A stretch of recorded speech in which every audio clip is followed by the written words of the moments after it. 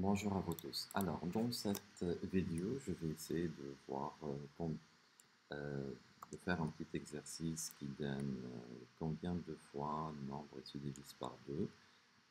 Et puis, éventuellement, je vais enchaîner avec un exercice qui me permettra de faire, d'avoir le PGCD, le plus grand commun diviseur des deux nombres donnés par l'utilisateur. Commençons par cette première partie. Combien euh, de fois un nombre saisi par l'utilisateur, saisi par le user, combien de fois un nombre saisi par le user se divise par 2, par exemple, hein, se divise par 2. Ok. Pour ce faire, juste je vais récupérer en fait une valeur, donc int input, comme j'ai dit, donc les premières vidéos illustrent le contrôle de saisie. Donc là, pour pouvoir accélérer un tout petit peu, on peut se limiter à juste à cette ligne-là. Donner un entier, d'accord. Et puis une fois en fait l'utilisateur en fait a donné un entier, ce que je vais essayer en fait de voir, je vais cumuler en fait le nombre de fois. Du coup, il me faut en fait par exemple res égale à 0 pour dire en fait le cumul. Combien de fois j'ai dû en fait euh, j'ai dû avoir de valeurs qui divisent en fait les deux. Donc après, en fait, ce que je vais faire, je vais travailler en fait avec une boucle while et dire en fait, tant que la valeur en fait donnée, genre je vais utiliser carrément une valeur de sauvegarde qui est c'est le x, d'accord, save c'est une valeur qui va être qui prend en fait, qui mémorise en fait la valeur de x parce qu'en fait ce x là on va le diviser maintes fois jusqu'à pouvoir voir jusqu'à quand on s'arrête, jusqu'à quand on a combien de fois on a pu en fait diviser ce nombre par deux. Donc le save et le reste de la division, c'est le mode en Python il est écrit sous forme de pourcentage. Tant que le save mode 2 égale à 0, je divise et j'incrémente. Donc le reste pour moi en fait ça va être égal res plus 1 ou bien je peux mettre res plus égal à 1, c'est kiff kiff. D'accord. Donc res, je vais cumuler tant que la valeur en fait elle est divisible par 2, j'incrémente en fait le cumul de valeurs. Après ce que je devrais en fait faire, la nouvelle valeur de save va devenir en fait save par 2. D'accord. Là, je rebobine en fait avec save du nouveau résultat du save, c'est-à-dire une fois que je l'ai divisé à la première. Et puis en fait, j'affiche mon message. Donc print, je mets dire en fait genre euh, le nombre x par exemple. Voilà, se divise euh, par exemple 13 fois par 2, tout simplement. D'accord, on teste pour voir. Donc si j'introduis en fait une valeur, je vais mettre par exemple 20. Donc 20, on divise par 2, ça fait 10. 10, je divise par 2, ça fait 5. Et là, je m'arrête. Du coup, 20 se divise 2 fois par 2. Voilà, et là, ça illustre en fait euh, donc les éventuelles en fait, compositions d'un nombre par 2. J'enchaîne en fait après avec le PGCD.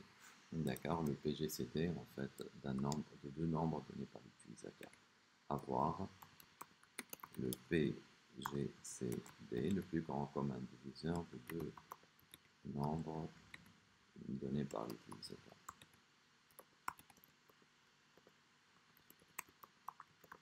Ok, donc pour ce faire, en fait, je préfère beaucoup plus utiliser en fait une fonction, donc PGCD, que je vais lui donner en fait deux valeurs, A et B. D'accord? Que par la suite, en fait, je vais les récupérer. C'est-à-dire, je vais récupérer, on verra par la suite, donc comment je vais récupérer en fait deux valeurs données par l'utilisateur et par la suite afficher en fait leur PGCD. La première étape à faire, c'est d'avoir en fait le minimum entre ces deux valeurs-là. à voir quelle est la plus petite valeur entre A et B. Donc pour ce faire, donc si A est inférieur ou égal à B, du coup, je vais utiliser une petite variable que je vais nommer par exemple plus petit, sans pour qu'elle reflète. Donc le plus petit, ça va être A dans ce cas de figure. Voilà. Et dans le cas où, le cas contraire, c'est-à-dire sinon, else, donc le plus petit, euh, c'est B. Voilà. Donc une fois en fait, on a pu récupérer donc le plus petit entre ces deux nombres-là, ce que je vais faire en fait, je vais traiter les différentes en fait différentes valeurs qui auront le grand commun diviseur entre les deux. D'accord. Donc je vais avoir en fait un i égal à 1, d'accord, et puis les deux conditions, c'est-à-dire tant que j'ai pas en fait atteint le plus petit entre les deux, donc y, i n'a pas en fait atteint la valeur en fait de plus petit, donc carrément donc le plus petit, donc carrément inférieur ou égal au plus petit. Qu'est-ce que je fais dans ce cas de figure? Je vais tester si cette valeur elle est divisible par i, et cette même valeur elle est divisible, c'est-à-dire la valeur A saisie par l'utilisateur elle est divisible par i, et en même temps la valeur B elle est aussi divisible par i. Donc pour ce faire, donc if, et je traite en fait le cas i par exemple, donc la première valeur, donc ça va être en fait carrément a pourcentage i égal à 0, d'accord, là c'est la première condition, et éventuellement et pour dire b est divisible aussi par i. Dans ce cas de figure, donc juste je simplifie avec égal à 0, j'aurais pu mettre a pourcentage à i. Donc dans ce cas de figure, donc le diviseur que je vais avoir en fait, c'est-à-dire en fait le diviseur que je vais avoir pour pouvoir trouver en fait le plus grand commun diviseur, donc ça va être notre cher, voilà. Et après, en fait, ce que je devrais faire, incrémenter éventuellement le i pour passer à une autre division. Donc ça va être i plus i. Voilà. Une fois on a pu en fait récupérer, je retourne en fait la valeur. Return en fait le diviseur là-dessus. Voilà. Maintenant, je récupère en fait le a égale int input donner voilà, donner a tout simplement. De même, je vais faire en fait donc la deuxième valeur, c'est-à-dire en fait b, donner b, ok, et par la suite appeler en fait la fonction avec donc la valeur de pgcd.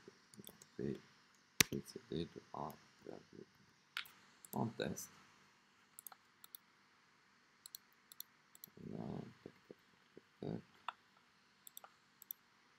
Voilà. Voilà. Donc là, on teste maximum. Alors, donner 1, donc on va donner 1, 3, 4, et là, en fait, les deux, en fait, n'ont pas sont en fait deux nombres premiers entre eux. Je traite en fait 8 et 5 à la limite. 8 et 5, ça me donne en fait des valeurs. Sont premiers entre eux, je prends par exemple la 8 et 4 pour avoir en fait un autre résultat. Donc le plus grand commun diviseur entre 8 et 4. Et du coup là, on aura besoin, parce que en fait, dans cette playlist Python, on va pouvoir par la suite se rediriger en fait pour les Python appliqués à la finance, pour les Python appliqués à la data science, pour les Python avec les bases de données SQL, pour les Python avec la sécurité. Du coup là, je vous donne en fait des petits aperçus de différentes fonctions qu'on aura, qu'on fera en fait appel à elles dans les futures vidéos. Donc merci pour votre attention et à la prochaine vidéo.